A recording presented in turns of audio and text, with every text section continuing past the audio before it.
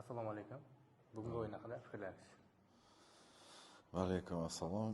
Arol jamoasini g'alaba bilan birinchisi tabriklayman. O'yin bo'yicha nima desam bo'ladi? Bolalar futbol o'ynashda harakat qildi. Bir nechta vaziyatlarga yaratdik, lekin ulardan foydalanmadik. Arol birinchi vaziyatdan foydalandi. Keyin biz hisobni tenglashtirishga harakat qildik. Oxirgi daqiqada birinchidan yana ikkinchi golni o'tkazib yubordik. Ikkinchi bo'limda reja bo'yicha ozgina bosim qilmoqchi edik.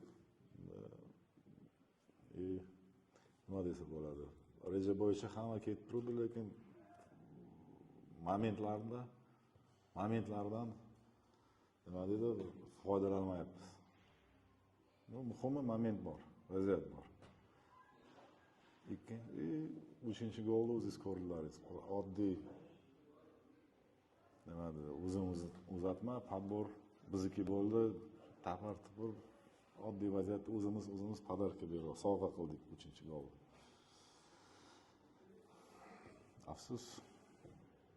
Yakka kurashlar, juda ko'p yakka kurashlar yutqizyapmiz.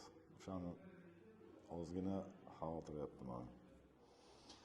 Yana bir narsani aytaman, shunaqa maydonda Manchester City ham kelsa qiynalib qoladi. Maydon sifati ham juda yomon ekan. Futbol o'ynashga shunaqa maydonda futbol o'ynashni juda qiyin. Maydon ham anaqa mahalladagi maydondan yomon, shunaqa desa bo'ladi. O'zimizning dvorimda maydon bor, bundan yaxshiroq ekan. Ana savol bormi?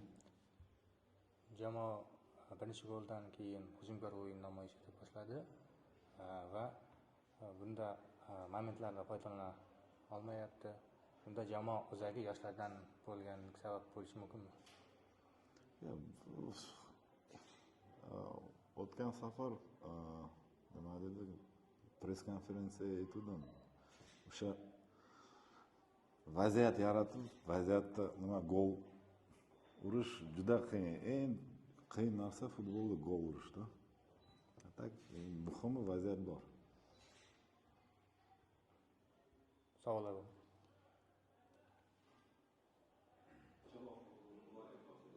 Yomon eshitilyapti. Sal yaqinroq keling.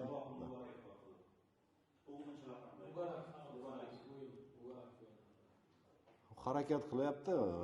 Birinchisi Mubarakov toza forvard. Uni hozir ikkinchi napadachi, ikkinchi hujumchi isbot qilyapmiz, atakuющий полузащитник, shunaqa gapirsa bo'ladi.